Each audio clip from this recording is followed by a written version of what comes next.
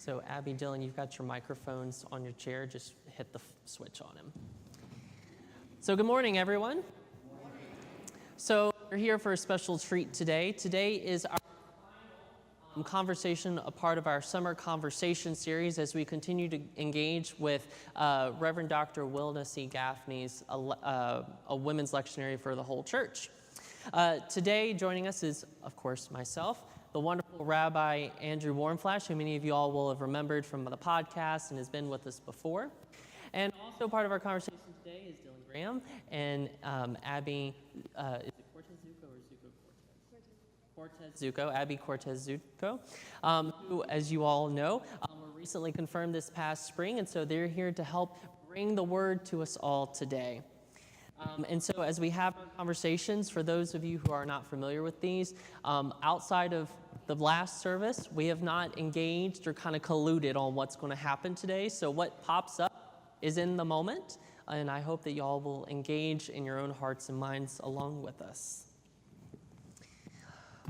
So, friends, I was thinking about this. At our last conversation at the 8 o'clock, we really focused in on the second reading in the gospel, but I really like the book of Ruth, and I'm curious if y'all have thoughts about the book of Ruth today, if there's something in her story that resonated and speaks to you.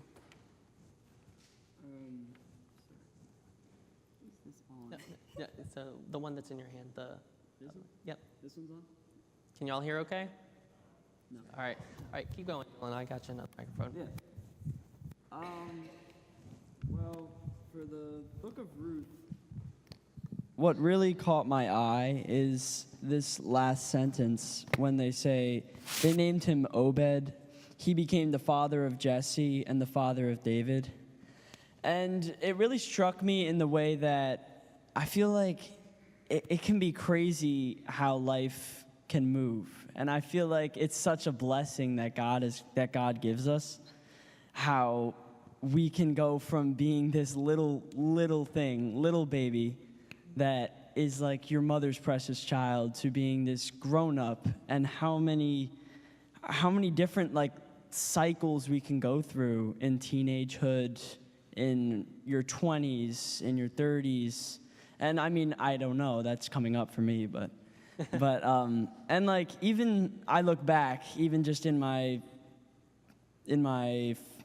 10s, sort of like when I'm like 10 years old, things were so much different. And it's just crazy how much things can change within 5 years in a person. And I feel like it can be such a blessing to be able to experience that. That's awesome. What about you, Abby or Andy? Any thoughts about Ruth? Well, I first of all want to say that this is my favorite book of the Bible. Surprisingly, in some ways, because after all, it's the first 5 books that we Jews consider the most holy, given to us by God on Mount Sinai. A couple of things strike me. The first is, everybody in the book of Ruth is a good person. Yeah. I don't know another biblical story where that's true. There's a Hebrew word, chesed, which means often translated as loving kindness. The two main figures are described as filled with chesed. And their union, of course, is a union of loving kindness, both for them and for the community.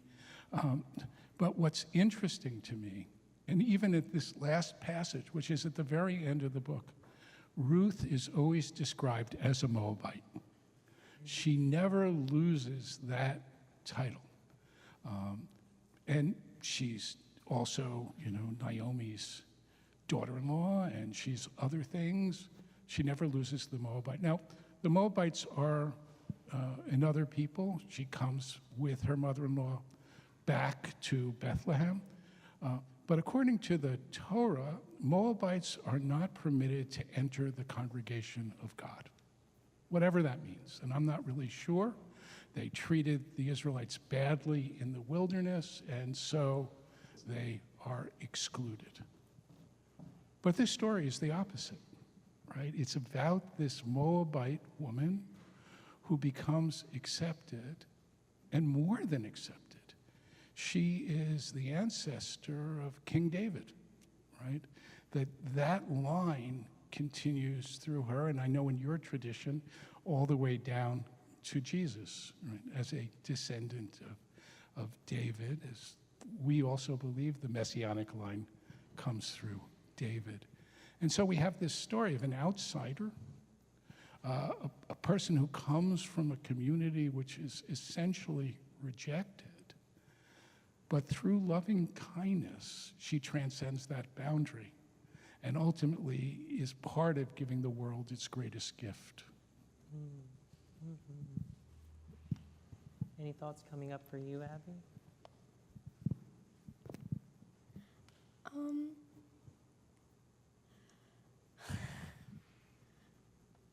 It's okay. I didn't mean to put you on the spot if you're not That's ready to okay. speak. Yeah. I really know. But well, while you're mulling it over, I'm glad that you drew the connection down to the lineage of Jesus. Ruth is one of 4 women who are named in his genealogy. And I appreciate that Ruth in particular is named, right? Because of what you just described, right? Of this foreigner coming into the community, that by and large the community would have said, you're not a part of us, and yet it's through her that the community is restored for Naomi. It just strikes me how God works through the most unexpected people around us and the people that we would discredit and push aside. God chooses to work through them, which is really amazing. Yeah, I feel like this kind of comes back to what we were talking about in the 8 o'clock a little bit, about how, like, God calls you to love everybody, and he will choose the most unexpected person to jump out in your life and do the most amazing thing that you wouldn't expect. And that's how God works, sort of. He guides you. This is how he guides you through life and choosing the people that you're going to live around for the rest of your life, and how they shape you and how you shape them, and how that evidently shapes your future. Mm-hmm. That's beautiful, right? Of how we shape each other's future and being. I'm curious. I would go further, and that is, as the progenitor of King David, there's no one in the Bible more flawed than David, right? I mean, David is a murderer, right? David is an adulterer. David, and yet, David is God's instrument. And David he repents, and his life changes.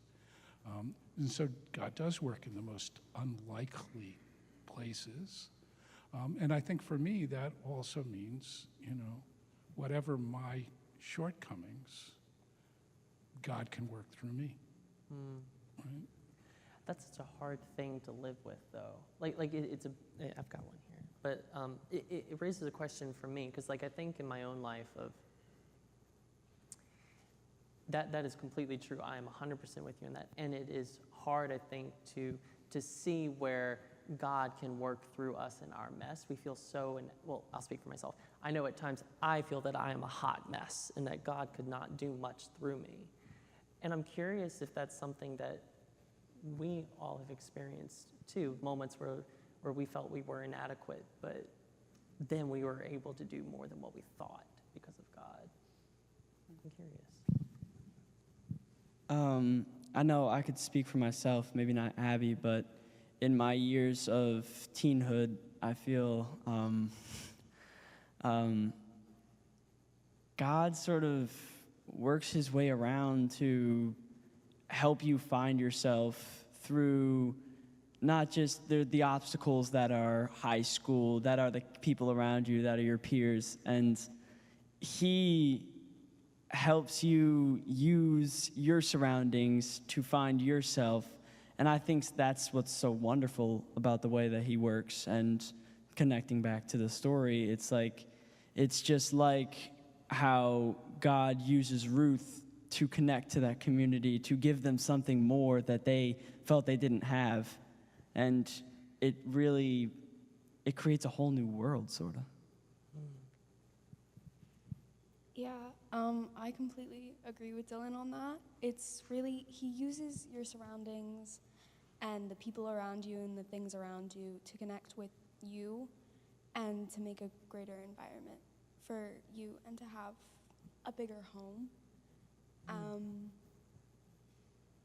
Just like how he used Ruth and how he had her connect with other people and her other surroundings and her life and completely changed that for her. And what I love about what you just said too, right, of how God worked through Ruth to change life, but how through her, she changed other people. And that, like, the whole book of Ruth is centered around her actions, right, and how she is experiencing that. It's really cool. So I want to come back to this idea of inadequacy, because I want to suggest that God works through us in ways that we're not even aware of. One of my favorite moments in the Bible and the story of Joseph is, you know the story, his brothers hate him, and his father sends him to find them and report back. And he goes looking for his brothers, and he can't find them. And then there's this guy who says, oh, they went to Dothan, right? That's where they are. And so he goes and so on. You don't find anywhere else in the Bible where someone gives directions. It seems so trivial. Why would this be included? But the truth is, if Joseph hadn't done that, then his brothers, thank you, his brothers wouldn't have put him in the pit, and he wouldn't have been rescued, and he wouldn't have gone into Egypt, and the people wouldn't have followed him into Egypt, and they wouldn't have been oppressed, and God wouldn't have taken them out, and so on. In other words, it's a hinge in the story. If that man hadn't given Joseph directions, nothing else would have followed. And so he was God's instrument. He didn't know it. What he did seemed trivial, but the whole world, in some sense, depended on him giving directions. So sometimes God can work through us in ways that we think are trivial, ways that we're not aware of, and God is working in the world, and we are a part of it. Yeah. And you know, it's interesting. I think this touches a bit on the second reading that we had talked a little bit before. So I do want to kind of just tie that in real quick, at least on my end. But that idea of, you know, what we view as inadequacy is of vital importance. It's a necessity.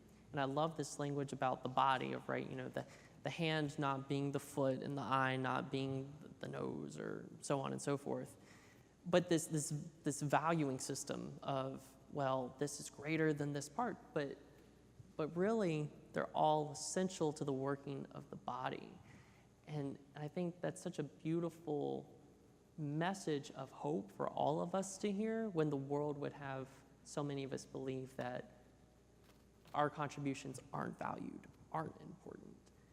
And I'm curious what y'all think about that connection with the book of Ruth. Yeah, well, it feels like you're kind of all a part of something that's greater than you can even think of. And it kind of ties in, I play football, and you can't win a game unless you're like, you have teamwork with your team, you got to get synced in, and that's why you spend so many practice days syncing the team in and like getting on the same page with everybody. And like, I feel like everything just flows when God moves people in the right positions at the right time. It starts to really connect people and flow, and everything feels like it's just being put into place, like it's a little puzzle. And it's wonderful to watch when you actually sit down and think about it. And sometimes I'll just sit and I'll think about stuff like that, just randomly. And it's pretty cool. It's pretty cool. It makes me smile. Now, Abby, if I remember correctly, you're on an ultimate frisbee team. Yeah, ultimate frisbee team too. So you know something about teamwork. Yeah, for sure. Teamwork has to do with a lot of more of mentally combining all of your strategies and the way you all think together, instead of, like, you have captains and you have coaches, but they're only there to guide you. You're there to also, they're just like the support of the team. You guys have to keep doing it on your own. Like, I know for sure, we've had like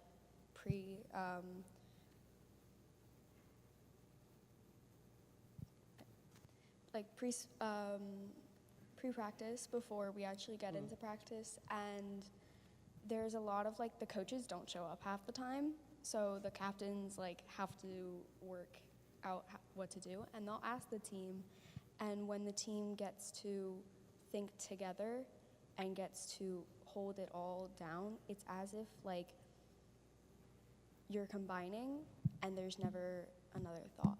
It's just you all have the same thought, the same thing, and you flow by, and it's really just amazing. And could I just add one more thing? It's like my coach always says, it's the little things. So it's those stretches, and it's those pasta nights with the team. It's when you go to town with the team. That's what really makes it.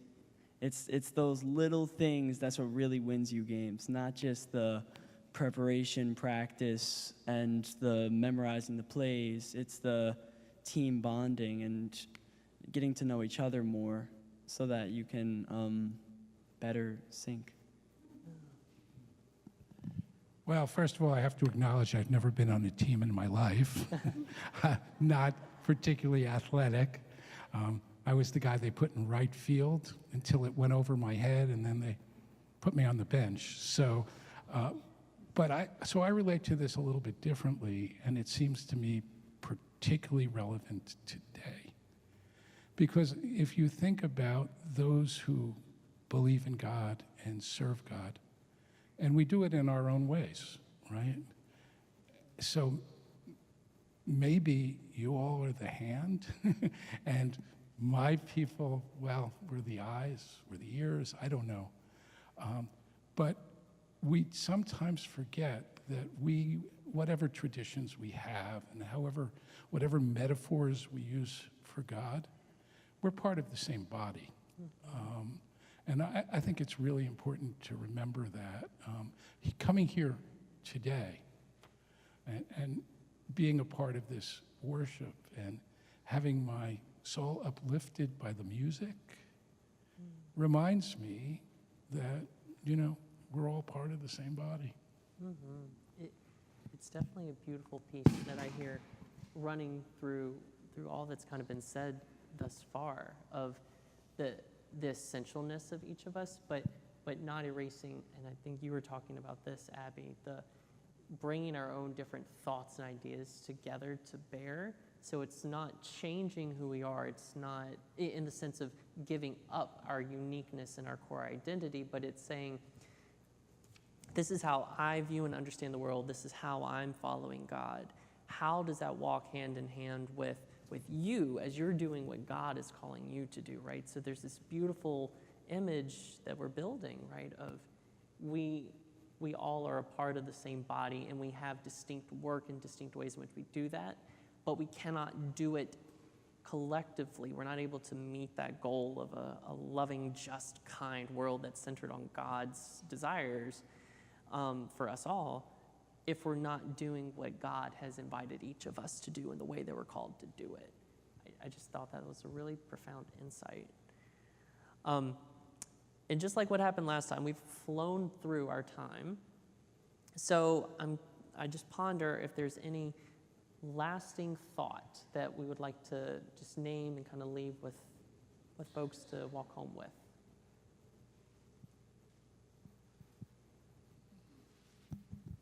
And there's no pressure if you don't have one either, that's fine. Well, I feel like a lasting thought community can be so important in life today, and like just teamwork is, even if you're not on a team, teamwork is in everyday life with everybody. And like a community like this is beautiful, but not all communities are like this. And I feel like in the world we need more communities like St. George's and like these, and like our parishes and our temples. And yeah, I feel like we just need to uplift communities. Like in schools, they can be really harsh on people, and we really need happier people in the world. And this stuff like this is great. It's a great thing to do.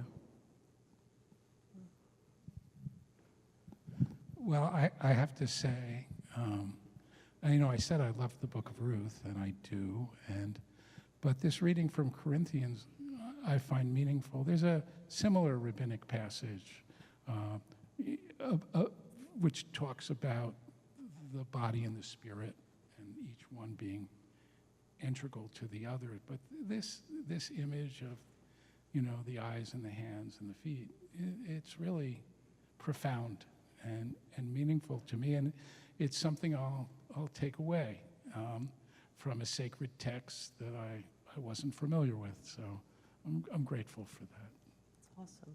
Some of us in the church have a love-hate relationship with Paul, so I'm glad you like him, at least in this moment. Abby, any final thoughts for you? Okay.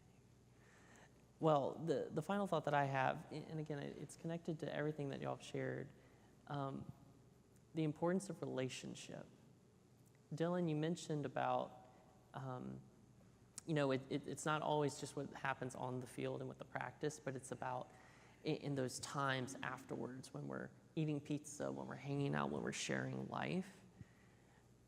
And that's the invitation I hear from me, and I think for all of us, is how are we being invited into a relationship with ourselves? How are we being invited into a relationship with people who are different than us, who see the world and experience it differently? And how are we invited to know God through those experiences? How do we see God's face in all of those, in each other? Well, friends, thank y'all for being a part of this today. We appreciate it. Thank y'all for being a part of it.